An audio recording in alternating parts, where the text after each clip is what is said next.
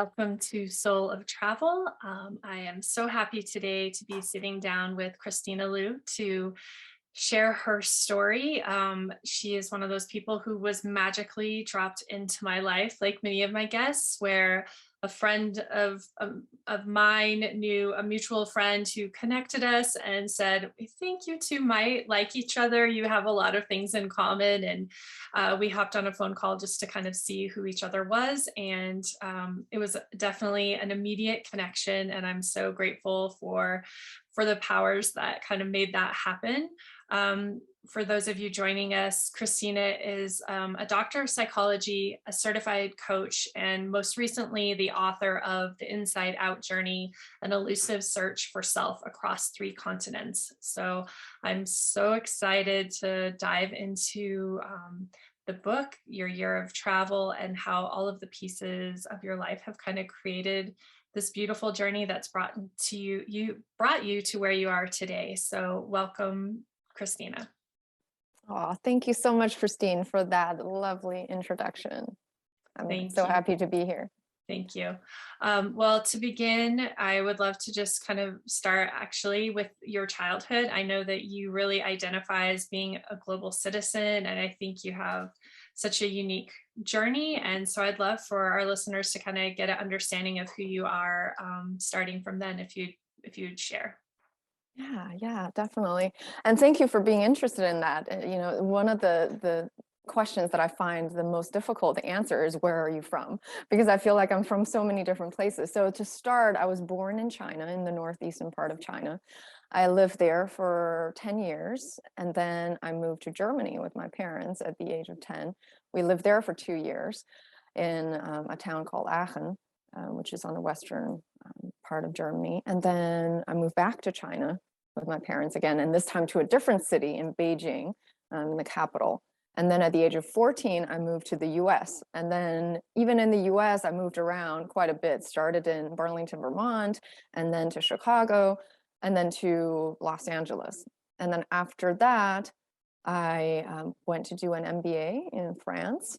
And also part of the MBA was in Singapore. So that's what led me to Singapore for almost 10 years. And that kind of was right before I started my world travel.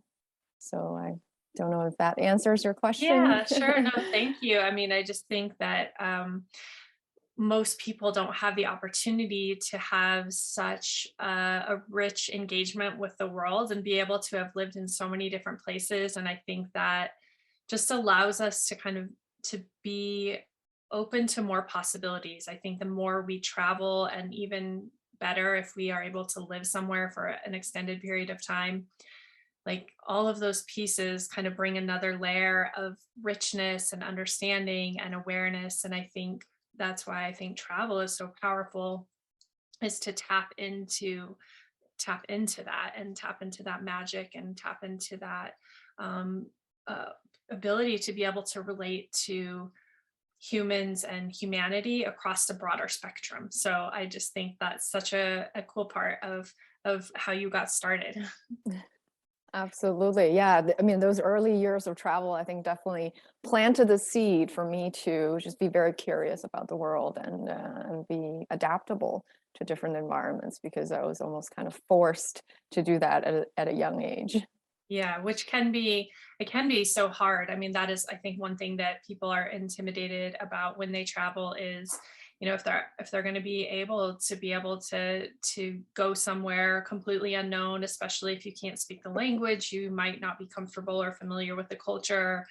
Like that's can be like the stop point for some people, that they just can't Mhm. quite overcome that hurdle. And so I think being able to come at that from a space of understanding and knowing that that is something that you have, that resilience, that you can do that. And I think it's also even like speaking a language, a foreign language, like maybe you're not fluent in French, but you've heard people speaking it, you know it exists, you kind of have the tone in your ears and the sense of it in your body. And so like if you go to France, you're less afraid of that language, because it's not just a complete shock to your system. And I think travel can be that way too. Like if you take these steps and like kind of slowly build resilience that allows you to expand and expand and expand. So Yes, yes.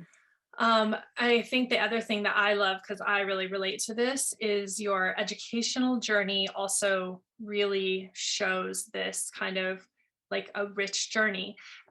Much like myself, like I've studied this thing, then this thing, then this thing, then this thing. And sometimes, like, if you look at the individual pieces, you think, how does this quite go together? How did you get on that path? It's a very, like, people are curious about it.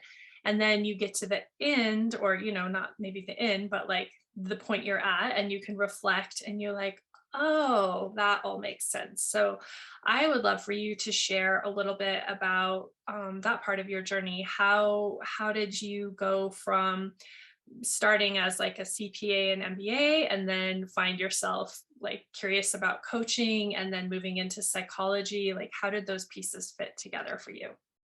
Yeah, that's, I'm so glad that you asked that, because, that doubt about, how do all these pieces fit together, that has certainly crossed my mind, and I think my educational journey probably also reflects really well the personal journey I've gone on.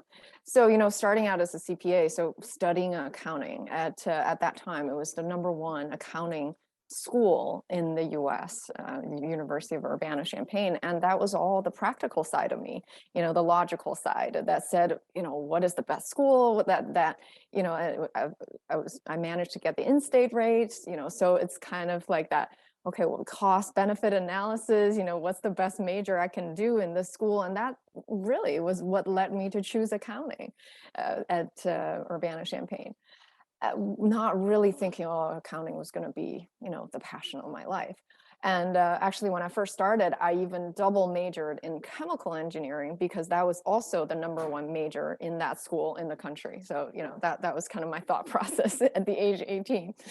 And and then I also got a master in accounting, because I managed to get some AP credits from high school. And so that made me a sophomore when I first entered. And so basically I finished the undergrad in 3 years and used the last year to do a master.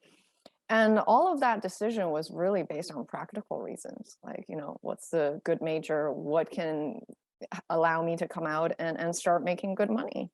And so I did that for 4 years in accounting and audit. So worked for a public accounting firm, and then moved in-house to an internal audit function at a biotech company. So that's what led me to move to LA.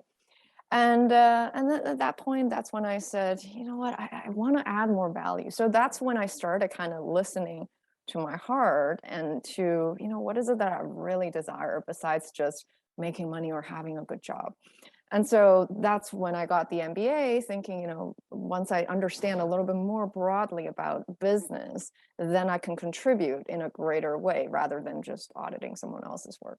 So that's what led me to do the MBA in France and Singapore. And that was also kind of following my heart in terms of, hey, where do I actually really want to be?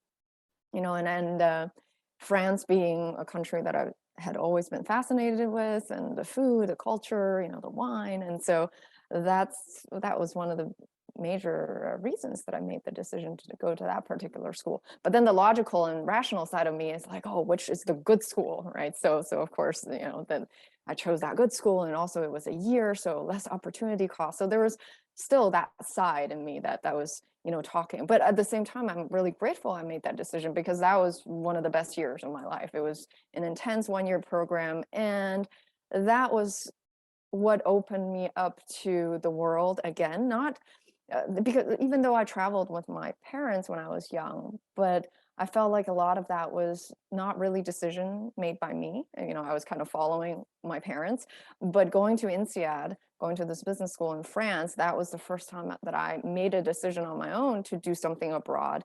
And that also opened up my desire to travel more, because when I was going to the school there, we would take trips during breaks, to different parts of Europe when I was in France, and then when I was in Singapore, to different parts of Asia. And so that's what really kind of planted that travel bug in me. So it was that year of MBA studies. And Then I worked in the corporate, well, in a Swiss agribusiness company for 9 years in total. But towards the last 2.5 years or so, that was kind of when I started listening to my heart again, or my heart started talking again. It's like, are you sure you want to be doing this corporate thing for the rest of your life? Just keep climbing up the corporate ladder, and what what does it all mean, right? And then also just really asking the question, is this the way that you really want to contribute to the world and to add value? Is it really, and the company was an amazing company. I worked with amazing people. There was nothing that I could really complain about in terms of the work itself or the company or the people, but there was just a deeper yearning in me that said I wanted to help and contribute and add value in a more direct way, and I wanted to impact people in a more direct way. And so that's what got me into the psychology study. So that's when I started doing a Doctor of Psychology program while I was working full time. And so that's what got me exposed to coaching, because when I first started the psychology studies, I thought maybe I can be a therapist or a counselor. Psychology was something that I'd always been interested in. And then once I got to know coaching, that was when everything just kind of clicked. I just said, okay, this is exactly what I want to do, because it kind of fulfilled all the things, the criteria that I want to do in terms of a profession, in terms of a career, in terms of helping people in a direct way, connecting with people, but also using the experiences that I had in the corporate world and my prior business education. Because a lot of the people that you coach, especially if they're in the corporate world, they want to see someone that can connect with them, that understands where they're coming from. And and that's what got me into coaching. So that's a little bit of a background of my education and my career.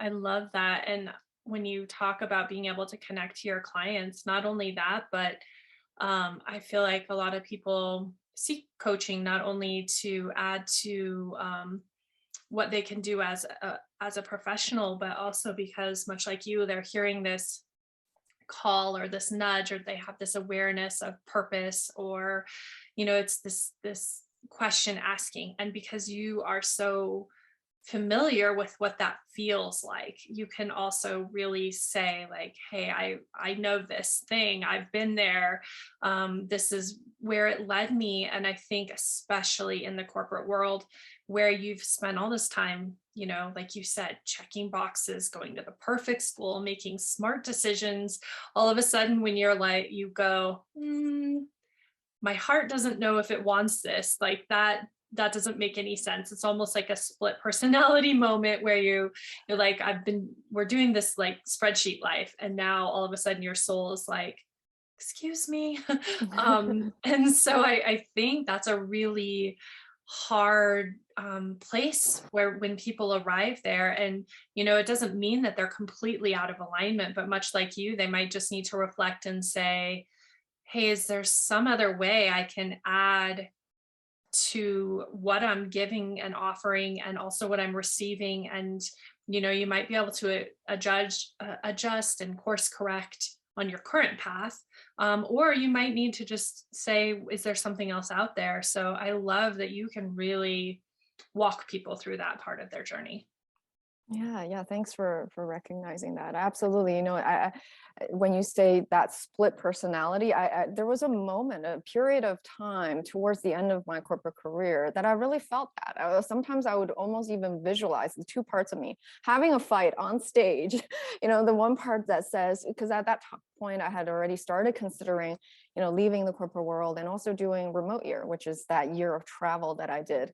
And so this one hand says, no, you need to do this because that's what your heart really wants to do. And then the other part is saying, no, you can't. What if, all these what ifs, all these terrible scenarios that would happen if I did that, so it was a long fight. It was an intense fight. And, when I talk about coaching, and the reason I believe in it so much is because that was the one thing that really helped me to reconcile these two parts of me, and allowed this part that says you want to follow your heart to come out a little bit and actually make decision from that, rather than constantly listening to the rational part of me. So that's why I find coaching so powerful, and that's why I'm so passionate about doing it. Yeah, thank you.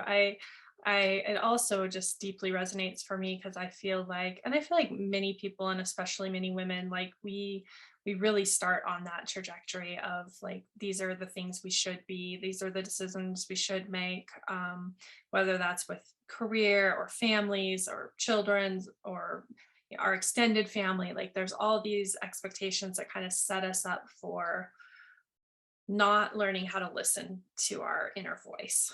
And Mhm. so when it gets to the point, and I always reference this quote, and someday I'm going to actually look it up so that I can say it correctly.